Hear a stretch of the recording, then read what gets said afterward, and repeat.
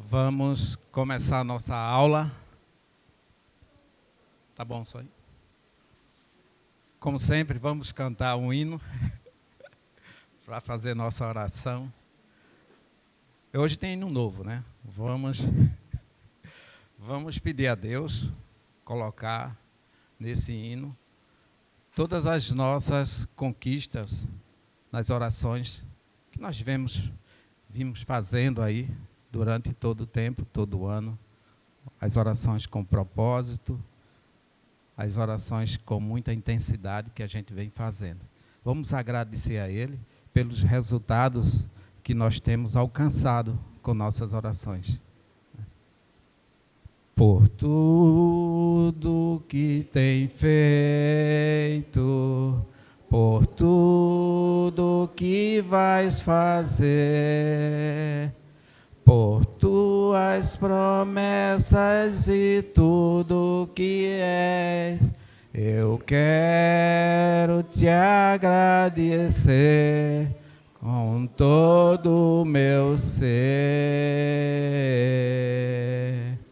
Te agradeço, meu Senhor.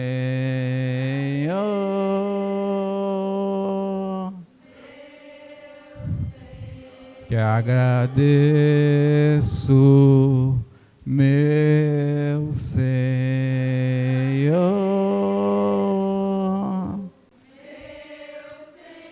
Te agradeço por me libertar e salvar, por ter morrido em meu lugar. Te agradeço,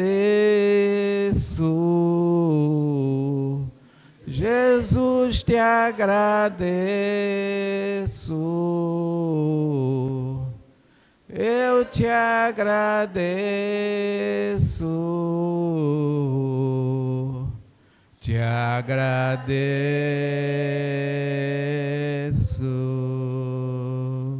Amém. Vamos orar. Senhor Deus Todo-Poderoso, Senhor dos Exércitos, colocamos, Pai, nesse momento, todas as nossas súplicas, todos os nossos problemas, todos os nossos infortúnios, Senhor, nesse momento, para que o Senhor venha até nós e nos dê esse alívio. Nos dá a tua graça, Pai, em nos conceder nossos pedidos das orações que sempre fazemos com os nossos propósitos todos os dias, Senhor. Que o Espírito Santo venha até nós para que possamos ouvir e falar a tua palavra com propriedade e intrepidez, Pai. Em nome de Jesus que oramos. Amém. Bem amados, hoje nós vamos fechar o ciclo das aulas de oração. Começou com o Diogo, a oração pela família, a oração de um modo geral. Depois veio nosso amado Ricardo Sobral, que fez a aula sobre a oração dos livramentos. Evandro trouxe semana passada a oração para a família, para os casais, para os filhos. E hoje nós vamos falar sobre a oração de Ana. Esse texto tão rico que está em 1 Samuel, a partir do capítulo 1, versículo de 1 a 18. Ana, ela tinha um grande infortúnio na sua vida. Um infortúnio que a perturbava todos os dias. Uma coisa onde ela estava lá. Uma coisa que ofuscava o seu brilho, uma coisa que tirava a sua paz, uma coisa que tirava a sua alegria. Onde Ana chegava, estava lá aquele infortúnio. Mas ela tinha um sonho que ia libertar ela dessas aflições. Era o sonho de ser mãe. E Ana orava todos os dias. Esse sonho, se realizado, iria resolver todos os seus problemas. A história de Ana vem se juntar a outras histórias que é bastante conhecida na Bíblia. É a história onde as mães estéreis vão dar à luz a líderes importantes da Bíblia. Isso aconteceu com Sara, a esposa de Abraão, quando Deus fez a promessa de Abraão ser pai de uma grande nação. Mas, porém, Sara era estéril. E ela orou, e antes disso, ela deu à luz a Isaac. E aí Abraão passa a bola para Isaac. Ó, isso agora é com você. Por sua vez, Rebeca era estéril. E aí eles oraram 20 anos para vir Jacó e Esaú. E aí, por sua vez, é uma história que correlata à história de Ana, a história de Jacó com Raquel e Lia. Raquel era estéril, era o amor da vida de Jacó. Jacó trabalhou 14 anos para conseguir ficar com Raquel. E ela era estéril, ele queria o fruto desse amor. E aí vem mais adiante a história de Elcana e Ana. Elcana com suas duas esposas. Ana tinha o amor de Elcana, tinha toda a atenção, mas Ana era estéril, não podia trazer a descendência dele. E ele tinha Penina, que tinha filhos, tinha tudo e vivia infernizando a vida de Ana. Note que, nestes casos, existia um plano de Deus por trás de tudo, né? Ou seja, Deus ele ia realizar o sonho dessas pessoas e, em cima desses sonhos, ele ia realizar o seu plano, o plano de levantar essas personalidades. No caso de Ana, era a vida de Samuel, que é um dos maiores profetas, foi um dos maiores juízes, né, e um dos maiores sacerdotes. Enfim, tudo isso tem um plano de Deus. E tudo a seu tempo vai ser realizado. A história começa com Elcana e suas duas mulheres. Houve um homem de Ramataim Zofim, da região montanhosa de Efraim, cujo nome era Elcana, filho de Jeroão, filho de Eliú, filho de Tou, filho de Zof, efranita. Elcana tinha duas mulheres, uma se chamava Ana e a outra se chamava Penina. Penina tinha filhos, Ana, porém, não tinha. Todos os anos esse homem ia à cidade para adorar e sacrificar ao Senhor dos Exércitos, em Siló, onde Hofni e Fineia, os dois filhos de Eli, eram os sacerdotes.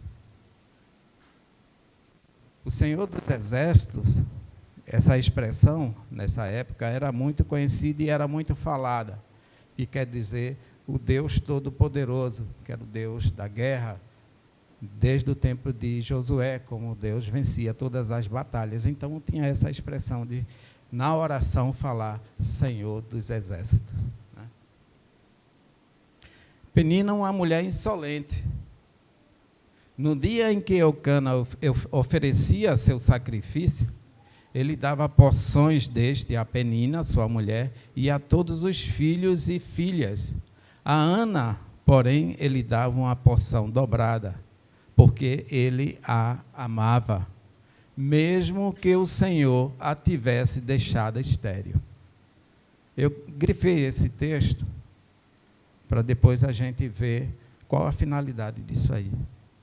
Penina, sua rival, a provocava excessivamente para a irritar, porque o Senhor tinha a deixado sem filhos. Isso acontecia ano após ano. Todas as vezes que Ana ia à casa do Senhor, a outra a irritava. Por isso, Ana se punha a chorar e não comia nada. Imagine você ter esse infortúnio na sua vida, né, de sempre, quando chegar, se deparar com essa pessoa. Isso pode ser um chefe no trabalho, que você está todos os dias, chega lá, aquela perseguição em cima de você, tudo que você faz não dá certo, tudo, por mais que você se esforce, ele está lá perseguindo. Isso era Penina com Ana. Todos os dias ela estava lá com esse infortúnio com ela. Isso é cruel, né? E a gente passa por isso hoje em dia. Quer seja no trabalho, quer seja até na própria igreja, às vezes. Eu não digo aqui, mas em outras já vi vários casos também. Isso é terrível. Auxiliadora?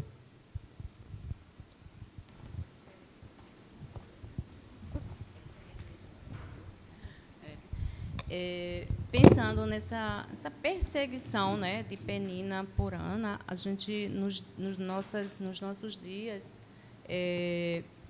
por exemplo, você está no trabalho e aí você fica pensando, voltar para o trabalho. Tem aquela pessoa lá que você vai lhe perseguir, né, ele vai lhe agoniar, lhe tirar a paz. Você vai com espírito, às vezes, de oração, chega lá, parece uma provação para você testar, né, sua comunhão com Deus. Penina fazia isso com Ana. Ela como se testasse a fidelidade de Ana com Deus. Até quando vai esperar? E aí lembra Jó, né? Até quando vai esperar que Deus... Você fica fiel, você vai ao templo, você comunga, você come, você, né, faz jejum, aliás, você faz jejum, você ora... e a sua resposta não chega. Até quando você vai ficar adorando esse Deus? Né? Então, assim, muitas vezes na nossa vida a gente tem isso também. Nos faz enfraquecer, né, filho? Nos faz enfraquecer. Então, a gente tem que buscar forças em Deus, em oração. Só através da oração mesmo que a gente pode enfrentar esse tipo de pessoas que sempre vêm ao nosso encontro. Bom, e era isso que acontecia, né? Ana tinha um problema insolúvel, ela era estéril, mas ela ainda não abria mão de ser mãe, ela insistia na oração todos os dias. Ana sofria todo tipo de zombaria por conta disso, por conta da sua rival. Olha a cara dela, na figura, olhando para Ana e dizendo assim, você nunca vai ter esse prazer. Olha a cara dela de deboche para Ana, e Ana chorando, realmente. Não é? É triste isso, né? A gente vê isso. Mas Ana, ela nunca se deixou levar por essas provocações. Ela não retribuía o mal com o mal para Penina, ela apenas queria a graça de ser mãe, né? Ela nunca deixou seu coração se turvar na incredulidade, mas derramou a sua alma diante de Deus. Ana não se revoltou com o sacerdote, quando mais adiante nós vamos ver quando Eli chama ela de bêbada, né? Ela tinha tudo para que ela desistisse da sua oração. Tinha Penina, tinha a incompreensão do marido, porque não orava com ela, né? Ela tinha o sacerdote Eli também, que chamou de bêbada quando ela estava orando, e nós vamos ver isso mais adiante. Então, ela tinha tudo para esquecer a oração, seus propósitos, né? As provocações eram muito grandes. Eu já passei por isso no trabalho, né? Não vem um caso aqui, mas quando a gente tem uma provocação, tem uma perseguição, a gente perde o nosso brilho, a gente perde a vontade de fazer o melhor com o que tem, a gente perde a esperança, né? Mas quando a gente coloca tudo nas mãos de Deus, tudo se resolve. Nós oramos todos os dias de mão dada, eu e minha esposa, e a gente tem os nossos propósitos. E às vezes na oração eu começo, Senhor, como é bom crer em Ti. Nessas orações, nós sempre fazemos isso porque nós vemos no dia a dia nosso as coisas irem iluminar-se em nossa vida, né? Eu queria fazer uma pergunta para vocês, baseado nas orações. E mais adiante a gente vai ver qual é a sua relação com a oração. Qual a sua relação com a oração? Doutor Guerra. Bom dia, irmãos. Veja, eu hoje tenho uma forma diferente de orar. Eu sei que a gente precisa, antes de mais nada, agradecer do que pedir. Hoje, eu já agradeço a Deus inicialmente, porque Ele ouve as nossas orações, Ele ouve as minhas orações. Agora, ao seu tempo, Ele vai atender ou não aquilo que Ele pede, aquilo que eu peço, não é? Então, Ele é que sabe quando vai atender e se não vai atender, é o melhor. Então, eu hoje já agradeço a Deus por Ele ter ouvido a minha oração. É quando você pede chuva e já sai de casa com guarda-chuva, né, doutor Guerra? A crença de que tudo vai se concretizar. E é isso que nós devemos fazer. Tomar posição nas nossas orações. E quando eu pergunto qual a sua relação com a oração, e qual é a afinidade que você tem com a sua oração? Como é que você ora? Você ora mecanicamente? Você ora profundamente? Você escuta a voz de Deus na sua oração? Denise quer falar aqui. E é isso que eu estou perguntando. Eu queria que vocês refletissem aí, que mais adiante a gente vai trazer à tona essa pergunta. Por favor, Denise. Eu aprendi a orar, né, quando já era uma jovem, porque não fui criada dentro de igreja nenhuma, então não tínhamos esse costume, minha mãe não ensinou, então eu não sabia. E um dia, uma amiga da minha mãe nos convidou para ir para um culto da igreja dela, que era lá no bairro, né, da Presbiteriana. E lá, o homem que estava pregando, eu acho que era um seminarista, ele falou sobre a oração. Aí eu fiquei assim, meio que abismada, né? Porque eu disse, uau, eu posso falar com Deus, né? Eu não sabia, eu não tinha conhecimento dessas coisas. Então, e aí ele foi falando e eu fui ficando assim meio que deslumbrada com aquilo. E daí em diante eu comecei. Quando ele estava pregando, ele disse que Deus era o Pai e que a gente podia falar com Ele normal, que a gente podia falar com Ele assim, à vontade. E daí em diante eu passei a falar com Deus, porque Ele era meu Pai e eu falava com Ele o tempo todo. E hoje em dia, cada vez mais, eu me sinto muito íntima, sabe, de Deus, à vontade.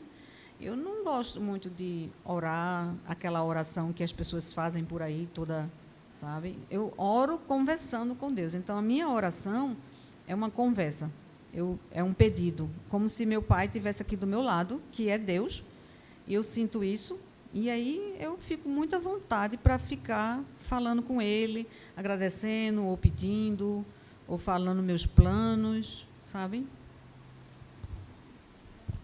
Senhora. É interessante quando a gente fala de, como Denise diz, né, conversando. Quanto mais você conversa com a pessoa, quanto mais você se aproxima dessa pessoa, mais você tem intimidade para falar de você com aquela pessoa. Você tem mais confiança, né? Então, eu não tenho, como já falei aqui, uma relação boa com meu pai na terra, não tenho referência. Mas com Deus, com o tempo, igual a Denise, eu também não tive essa questão de meus pais ensinarem, né? Minha mãe ensinar eu a orar. Não, lá em casa a gente era católico, então rezava, e a gente sabe que quem reza, reza mecanicamente. Então, assim, eu aprendi a ter essa intimidade com Deus. Hoje eu consigo conversar com Ele, falar de coisas minhas que eu sei que Ele já sabe, mas aí a gente começa a externar como se Ele não soubesse, né? Então, assim, quanto mais você se aproxima da palavra, quanto mais você se aproxima em oração a Deus, e aí eu falo de mim, a gente tem mais intimidade para a gente falar dos nossos problemas e abrir verdadeiramente o nosso coração. Amém. Edmundo. Bom dia, irmãos. Lembrando que muitas vezes nós temos pessoas que vêm a gente, e tem famílias também que têm filhos que vão ao pai só quando precisa. E eu tenho certeza que a partir de amanhã, ou a partir de hoje mesmo, muita gente vai orar aqui, começar a orar, poxa, essa mensagem foi boa. Mas com o tempo vai diminuindo, sabe? Como pessoas que vai a pessoa só quando precisa. Então, Se tem uma pessoa que só vai a você quando precisa, quando está precisando, eu não digo nem o sentimento que a pessoa tem para com você, mas eu digo o sentimento que você tem para com a pessoa. É um sentimento de tristeza, porque aí você vai dizer, poxa, esse cara só vem a mim quando está precisando, quando está numa boa, quando está feliz, me esquece. E às vezes é isso que a gente faz com Deus. Quando a gente está bem, está todo mundo bem, saúde, a gente afasta-se um pouquinho de Deus. Mas quando aparece uma doença, ou uma crise financeira, uma crise no relacionamento de casais, ou um relacionamento com seus filhos, ou uma coisa que você não esperava e apareceu, aí você quer se aproximar de Deus, como se estivesse pedindo, barganhando com Ele. Eu acredito que quando a gente tem esse relacionamento de oração com Deus, não tem tempo bom, não tem tempo ruim, você quer sempre estar junto dEle, quer sempre estar orando com Ele, entende? E outra coisa também, falando em oração, eu tenho uma irmã chamada Betinha, que é nossa irmã, lá de Jaboatão, e ela teve um lado paralisado, e ela é mais nova do que eu. E os médicos disseram que é estresse. E eu não sei o que é. Ela está no hospital, vai ter alta agora de tarde. Eu gostaria que todos os irmãos orassem por ela. O nome dela é Betinha. Eu acho que algumas pessoas conhecem ela. E ela é uma pessoa, mãe solteira, que precisa de muito apoio. E ela está na igreja, né? E ela que se sustenta, né? Ela que se autossustenta. Então, vamos orar por ela. E obrigado. Amém. Bom, amado, então, esse é o tipo de afinidade de oração que a gente tem com ela, né? Eu presenciei muitas vezes, eu viajo muito com irmãos aqui dando carona, e antes da gente começar a nossa viagem, a gente sempre para e diz, vamos orar pela nossa viagem. E isso é uma coisa costumeira que a gente tem. Eu tenho uma afinidade muito grande com a oração, que é desde criança. Eu vou contar aqui uma história engraçada, né? Porque criança pede muita bobagem. E certa vez, eu acho que eu tinha lá meus 10, 12 anos, quando eu cantava na igreja, né? E todo mundo, eu já falei aqui, né? E eu ganhei uma sandália nova, meu pai comprou, com muito sacrifício, uma sandália nova para mim, né? E então a gente saiu, ali onde era a roda de fogo, era uma campina bem grande, e tinha muitos barreiros lá. E a gente foi pegar a beta nesse barreiro, e eu fui com minha sandália nova. E quando eu enfio pé na sandália, na lama, a sandália ficou. Então, todo mundo a procurar essa sandália. E eu desesperado, porque eu ia levar uma surra quando chegava em casa, se não tivesse com a minha sandália. Então, foi um desespero total, que foi até a noite. E quando a gente veio sem a sandália no campo, um dos amigos disse, vamos rezar. E todo mundo se ajoelhou, eu e mais 3 amigos no campo rezando por essa sandália. E à noite, meu pai sempre fazia vistoria em todos os filhos. Chegava, olhava, que foi esse arranhão no pé? Não, pai, isso foi isso. Aí chegou, cadê sua sandália? A outra. Eu disse, pai, eu não sei onde é que ela está, mas eu vou procurar depois. Aí, graças a Deus, passou. E eu passei a noite todinha orando. E como meu pai saía cedinho para trabalhar, e eu saía atrás dele. Quando ele saiu, eu fui atrás, fui lá no barreiro.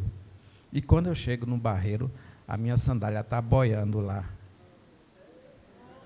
E essa coisa ficou na minha mente, desde pequeno.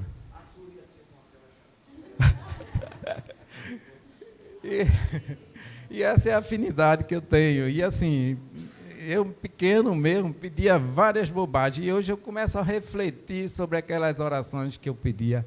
Se Deus, meu Deus, se Ele tivesse atendido aos meus pedidos, meu Deus, olha como é que eu ia ficar, olha com quem eu iria estar, olha onde eu estaria, né? Então, Deus, às vezes, Ele faz aquilo que é bom para a gente. Não o que a gente quer, mas o que é melhor.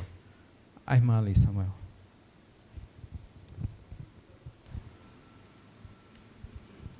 Eu sou a todos com a paz do Senhor. Eu lembro-me que, quando eu tinha 7 anos de idade, eu ficava muito constrangida, porque eu tinha 5 irmãos homens, eu não tinha irmã. E eu dizia a Deus, quando eu crescer, que eu ficar uma mocinha, eu queria que o Senhor me desse uma filha. Eu queria que ela fosse minha irmã, minha amiga, minha companheira. E passou-se o tempo, né? E quando eu me casei, na minha primeira intimidade, eu engravidei da minha filha, Yasmin. E quando os dias foram passando, as coisas foram dificultando, porque eu casei muito jovem, eu tinha 18 anos, 17 para 18 anos, e eu me lembro que numa noite eu estava dizendo, Deus, é tanta dificuldade, eu não me lembro de ter te pedido filho. Né? Quando eu fui fazer meus exames, o médico disse que eu era estéril. Como é que eu engravidei e agora tenho uma menina e eu não me lembro de ter te pedido filho? E aí o Senhor falou no meu coração e disse, quando você era uma criança, você me pediu uma menina para ser sua irmã e companheira, e eu lhe dei. E eu fiquei assim, sem entender bem. E ali ele disse, eu escuto a oração. E isso eu guardei até hoje no meu coração. Glória a Deus. Vamos lá. Suas provocações, Penina é uma mulher muito insolente, né? Suas provocações se intensificavam no período em que a família subia a Siló para adorar e sacrificar o Senhor. Penina tinha uma religião de fachada. Ela ia lá só para provocar, né? Ela transformava a adoração em provocação. Ela ia ao templo para infernizar a vida de Ana e assim tirar sua paz e alegria. Imagina no caminho, né, quando eles iam andando, e ela o tempo todo, o que é que tu vai fazer ali? Vê eu não preciso disso, tenho 6 filhos, o que é que tu vai fazer lá? Tu é seca, tu é amaldiçoada. Imagina isso o tempo todo, no ouvido, Ana ouvindo, né? Ana tem um sonho de vida, e ela nunca abriu mão desse sonho, que é ser mãe. Né? O sonho de Ana era ser mãe, e assim perpetuar a descendência. Ela não pede vingança contra Penina, não anseia por riqueza ou prestígio, ela apenas quer ter um filho. Não ter filho naquela época não era apenas uma frustração, mas parecia tornar a pessoa desonrada por Deus, uma vez que os filhos eram considerados um sinal de bênção. A esterilidade era vista como um sinal de maldição pela quebra da aliança. Está lá em Deuteronômio 28:18, onde Deus amaldiçoa, né? Quem quebra a aliança, maldito seja o teu ventre, o ventre dos animais, enfim. Quem quiser conferir lá em Deuteronômio. Então, Ana tinha isso em mente, que era amaldiçoada. E as pessoas pensavam isso dela. Isso era o peso maior. Às vezes, o que as pessoas pensam da nossa vida nos incomoda tanto. Tem gente que é assim, entristece. Isso ofusca o brilho da pessoa, tira a alegria. E Ana precisava desse milagre para se livrar de tudo isso, para mostrar àquelas pessoas que ela não era amaldiçoada, para mostrar a Penina que ela conseguiria ter filhos, né?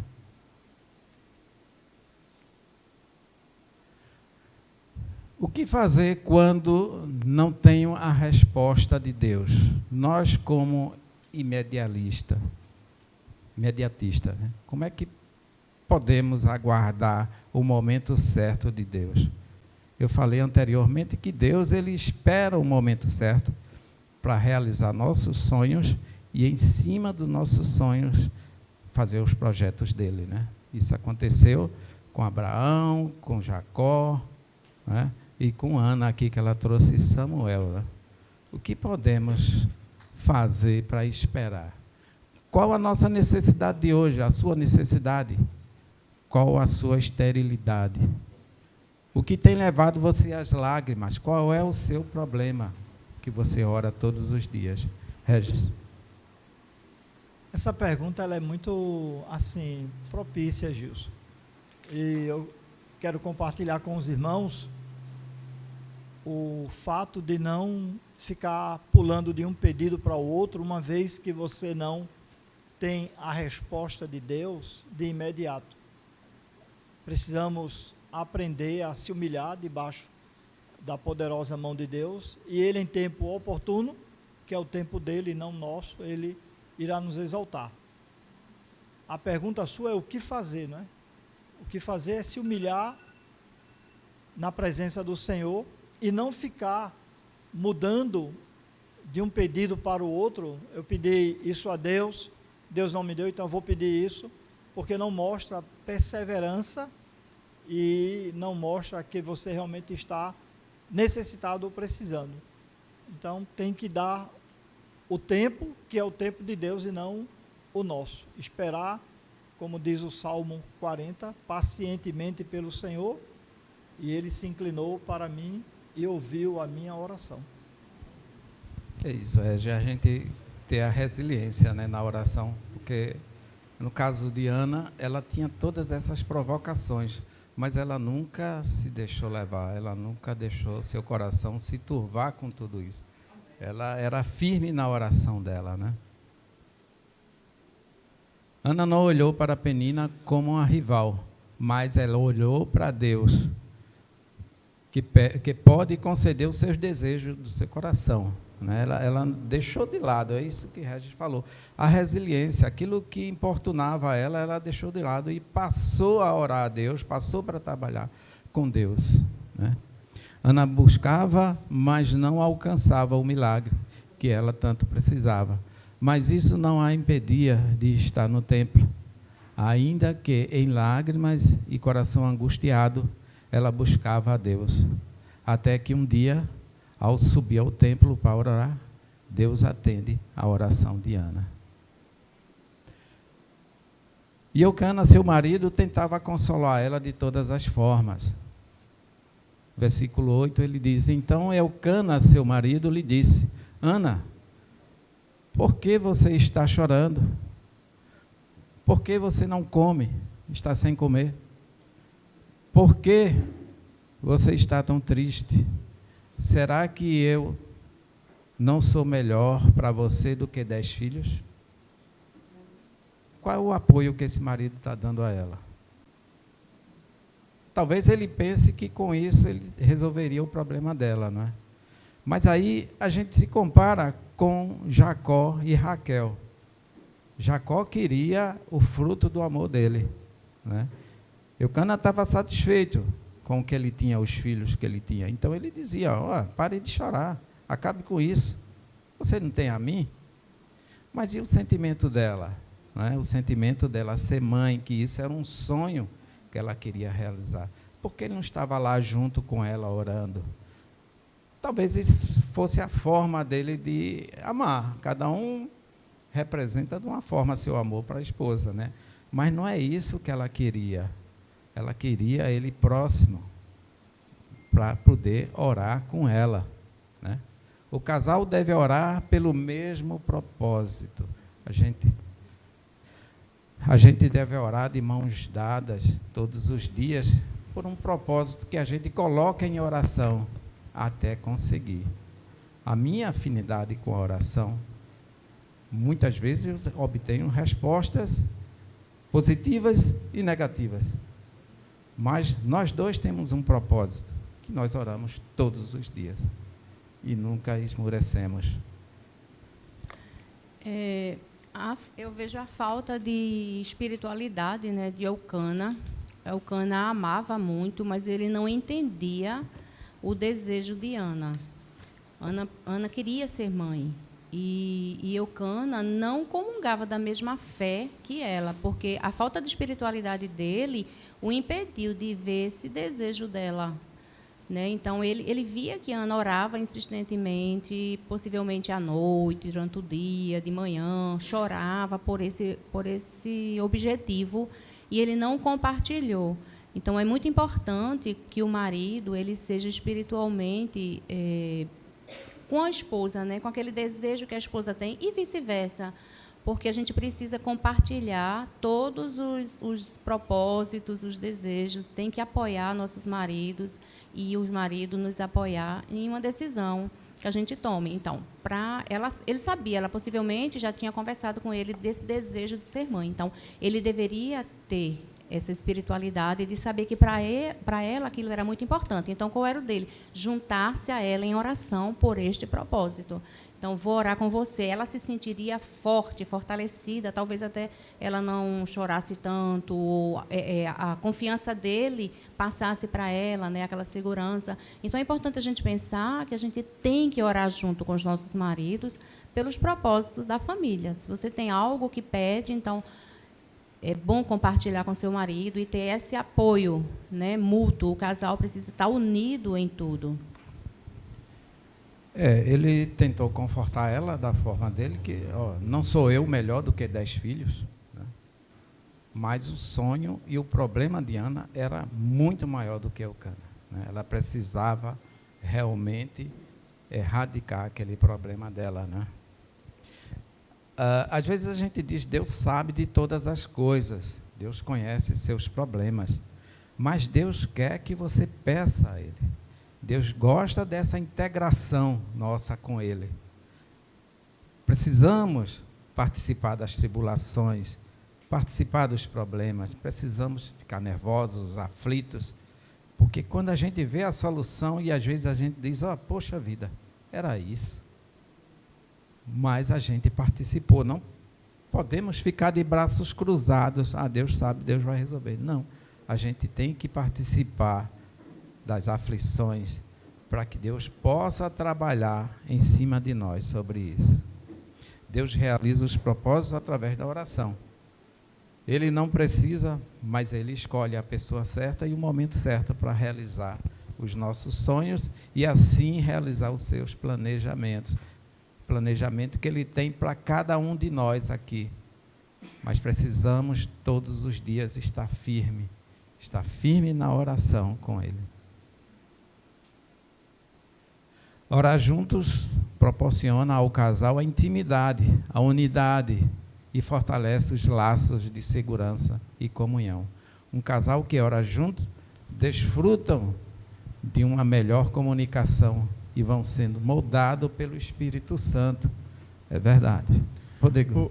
Ô Gilson, a oração juntos, ela é tão importante porque o sim de Deus será para os dois, e o não de Deus será para os dois também.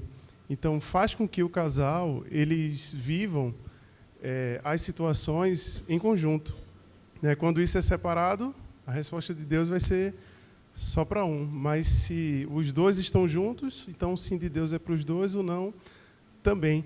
E uma coisa que eu queria comentar também é que muitas vezes o não é percebido. Então, às vezes, a gente fica... Já faz 1 ano, 2 anos, 3 anos, Deus não me respondeu. E talvez Ele já respondeu com um não. A gente só não aceitou, assimilou aquela situação. Por isso que é muito importante ter fé, confiança em Deus, em toda situação, porque Ele está permitindo, de alguma forma, aquilo, e talvez eu preciso aprender e vai ficar daquela forma, sabe? Então, eu acho que é importante. Às vezes, o sim, a gente percebe mais. O não, a gente sempre diz, Deus ainda vai responder, sabe? Então, eu acho que a gente tem que ter cuidado. E aí a importância, Rodrigo, de orar junto, porque às vezes um não percebe, mas o outro tem a sabedoria e vai passar para o casal, né? A gente passa desapercebido, justamente isso como ele falou. Versículo 9.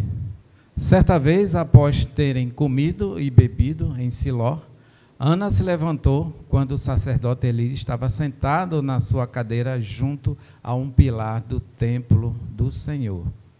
E Ana, com amargura de alma, orou ao Senhor e chorou muito. E aí eu pergunto, qual a sua relação com a oração? Alguém tem alguma resposta para me dar? Qual a sua relação com a oração? Se você tem afinidades, se você tem propósito, se você faz votos da oração.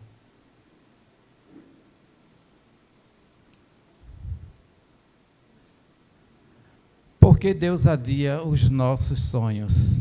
Deus adia a realização dos nossos sonhos para que possamos buscar a sua face em oração. Deus adia a realização dos nossos sonhos para que depois dos sonhos realizados possamos entender que a vitória não é resultado do nosso esforço, mas da intenção soberana de Deus, né?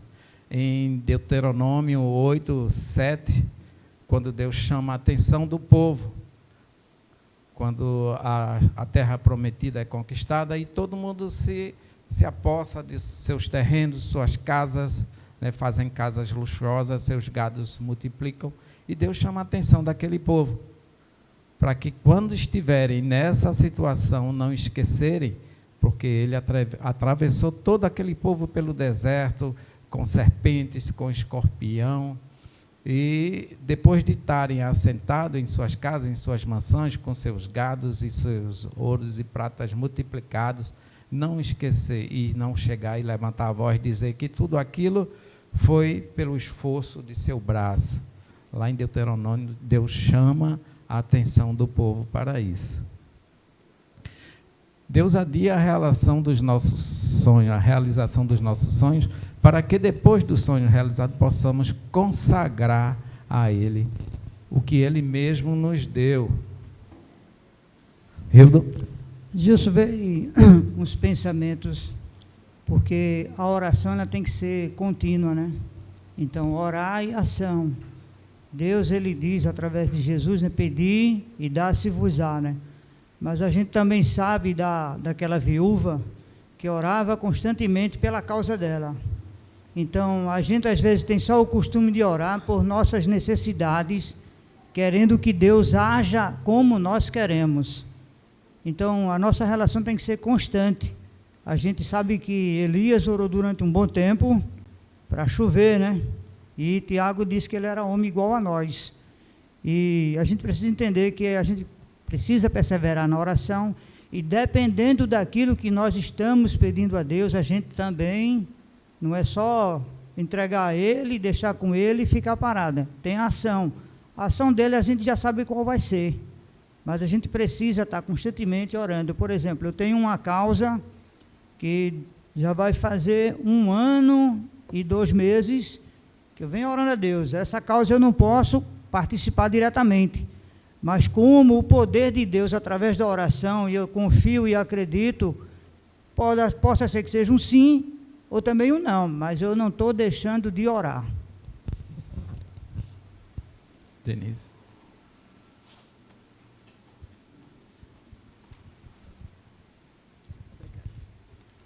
A gente tem que se lembrar que as orações podem não passar do telhado da sua casa ou da laje, certo? Pode não passar. Então, a gente precisa parar, realmente pensar, né, na nossa vida, vigiando, para que a gente possa ter essa intimidade, essa relação com Deus, do jeito que agrada a Ele. Porque a gente quer ter a vida do jeito que a gente quer, fazer o que a gente quer, o que nos torna feliz. Depois, a gente ora a Deus e diz: Deus, por favor, eu quero isso, aquilo e aquilo outro. Deus, eu quero isso que é importante para mim deixar feliz. A gente precisa realmente orar a Deus, mas primeiro tem que verificar se a nossa vida está de acordo com a vontade de Deus, fazendo a vontade de Deus, para o Espírito Santo poder estar dentro de você, para poder a sua oração passar do telhado. Senão ela não passa. E daí você vai ficar pedindo, né? Então, orar a Deus, falar com Deus, conversar com Deus, é uma coisa importante, que a gente precisa parar e prestar bem atenção como está a nossa vida. Porque, senão, Deus é Pai. Ele não é um gênio da lâmpada que faz a sua vontade.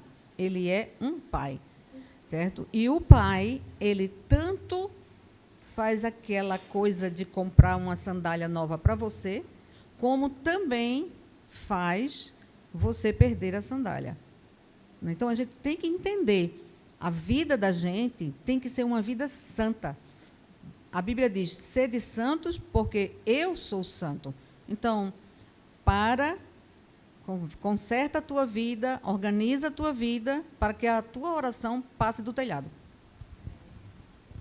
É isso mesmo, Denise. Às vezes, todas essas tribulações, a gente vai depois raciocinar que era um propósito de Deus para aquilo.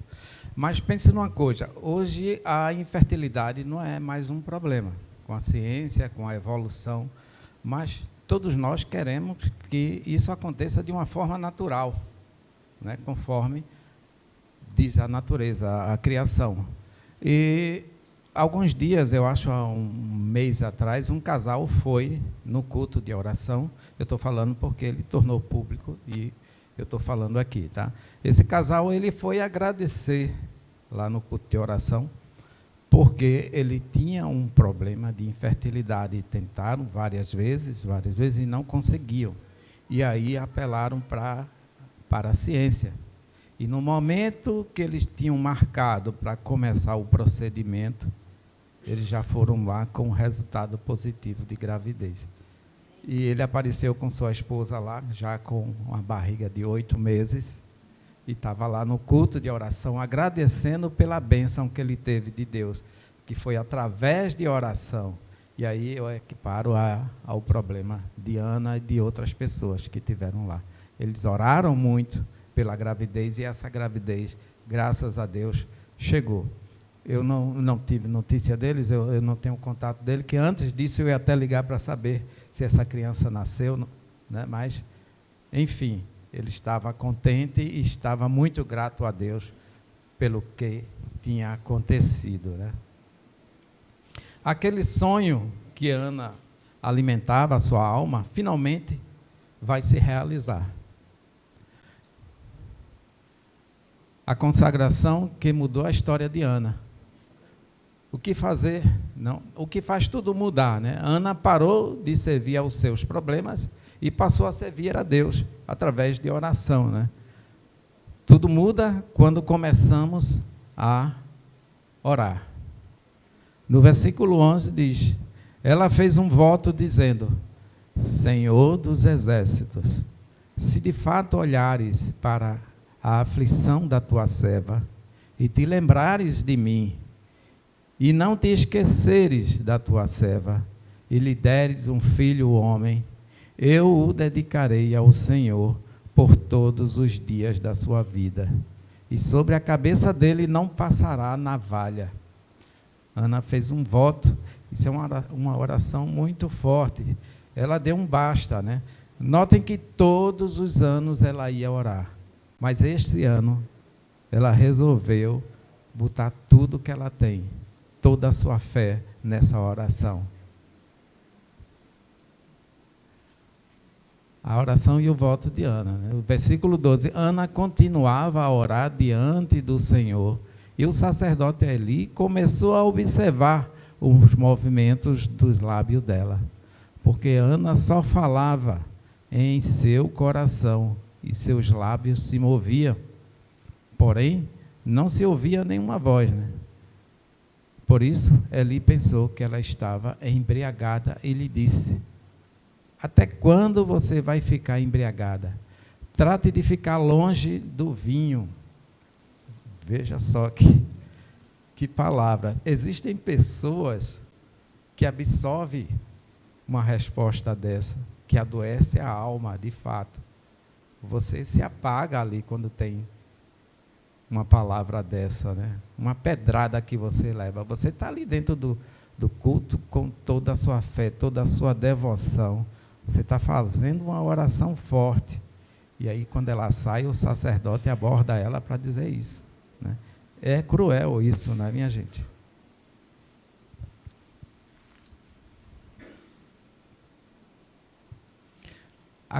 A consagração que mudou a história. Porém, Ana respondeu: não, meu senhor, eu sou uma mulher angustiada de espírito, não bebi vinho, nem bebida forte, apenas estava derramando a minha alma diante do Senhor. Não pense que essa serva é ímpia, eu estava orando assim até agora, porque é grande a minha ansiedade e a minha aflição. Ela poderia ser responder de forma ingrata também, pagar na mesma moeda lá com o sacerdote, né? Afinal de contas, ela estava há anos e anos com esse problema, né? E receber uma pedrada dessa é cruel mesmo.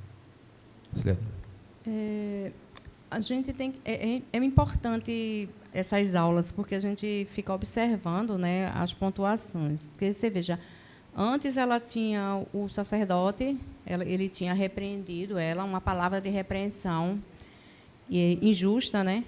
E após isso a gente vai ver no versículo posterior que ele vai abençoar. Então, a gente tem que ter muita maturidade, muita intimidade com Deus e com a palavra de Deus, para que a gente possa filtrar o que as pessoas dizem, né? E receber o que é bom, porque foi o caso de Ana, né? Ana abstraiu o que Eli falou, ela poderia ter ficado mais desanimada ainda e dizer, poxa, eu estou no templo e aí eu escuto. E aí é para a gente pensar que a gente vem para a casa de Deus e vai ter gente, vai se levantar gente para nos derrubar emocionalmente, espiritualmente. Então, a gente tem que saber filtrar o que as pessoas falam e absorver só o que é bom, como a Ana fez. A gente vai ver no versículo posterior aí que ela, né, que ele vai dar uma palavra de bênção para ela e ela vai receber. E ela volta para casa de uma outra forma. Então, para a gente não desanimar, para a gente focar em Cristo, porque na igreja, no templo, como foi aí, vai se levantar gente para nos desanimar. Muito bem. Ana trabalhou na paciência dela com as circunstâncias. Ela foi paciente, né? Apesar das circunstâncias que ela estava passando, e ela recebe a bênção. Então, ele disse, vá em paz, que o Deus de Israel lhe conceda o que você pediu. Ana respondeu, que eu possa encontrar favor aos seus olhos. Então, ela seguiu seu caminho, comeu alguma coisa e o seu semblante já não era mais triste. É como Guerra falou, ela tomou aquela palavra para ela e ali ela teve a certeza que a sua oração seria realizada. Ela mudou totalmente seu semblante, passou a comer, seu brilho voltou, a sua alegria e a sua paz. Porque aquele sonho ela sabia que iria ser realizada e seu problema seria erradicado.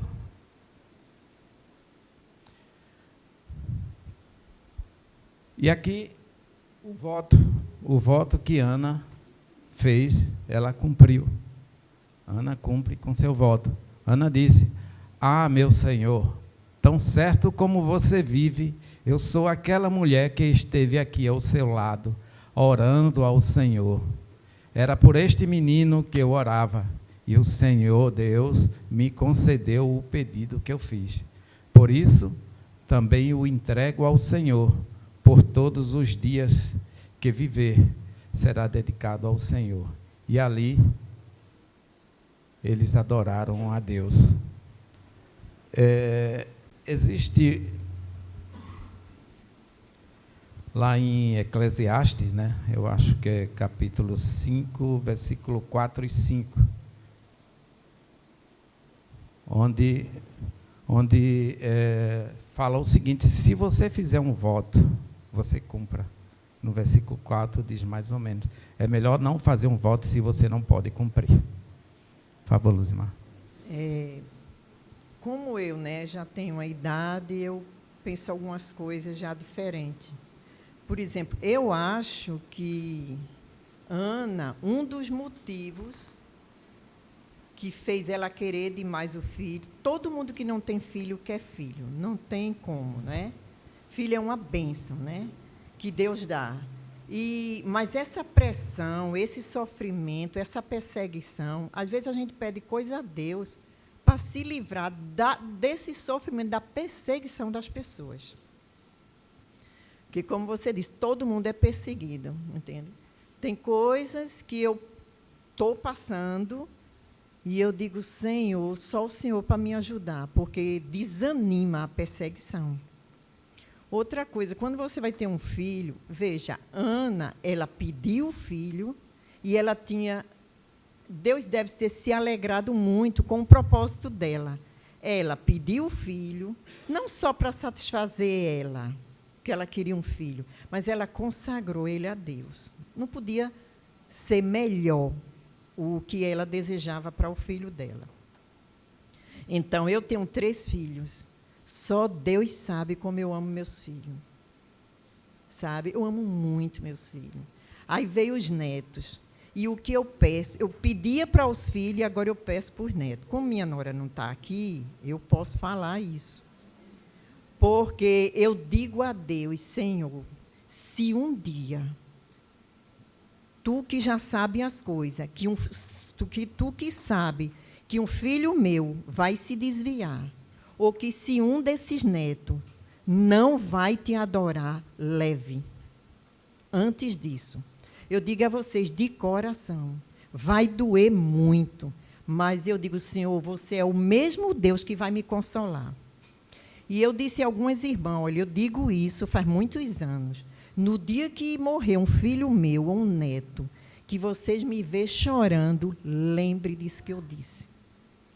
Porque não adianta eu querer ter um filho só porque eu quero. Só para ninguém não estar falando. Então, eu continuo. Aí, quando eu digo isso em casa, a minha nora fala, querendo matar meus filhos? Vixe Maria, querendo matar. Eu digo, quero. Deus leve antes disso acontecer. Se for para meus netos envergonhar o Evangelho e não for para seguir ao meu Deus, que Deus leve. Eu posso receber uma notícia agora, certo? Ou de um filho, ou de um neto. E Deus há de me consolar. Mas é o que eu desejo. E eu oro a Deus por isso, que tenhas de misericórdia. E que se for para isso acontecer, porque se Deus não quiser, Ele vai não seguir, Ele vai não seguir a Deus, mas eu digo a Ele, então não me deixe estar aqui para ver isso. Entende? Precisamos trabalhar para que isso não aconteça. Exatamente. Mas Ana, ela teve esse filho não para ser uma razão da vida dela, né? Ela entregou lá. Ela cumpriu com seu voto.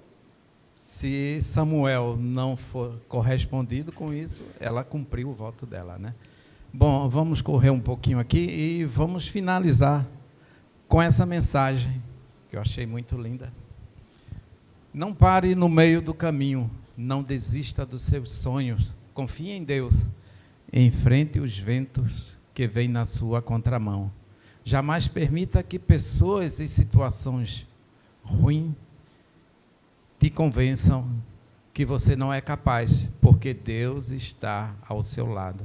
Não jogue fora tudo que você construiu até hoje, só porque alguém não se agradou do seu jeito. Nem se sinta inferior, só porque alguns que se dizem humanos e cheios de sabedoria decidiram te sentenciar ao esquecimento.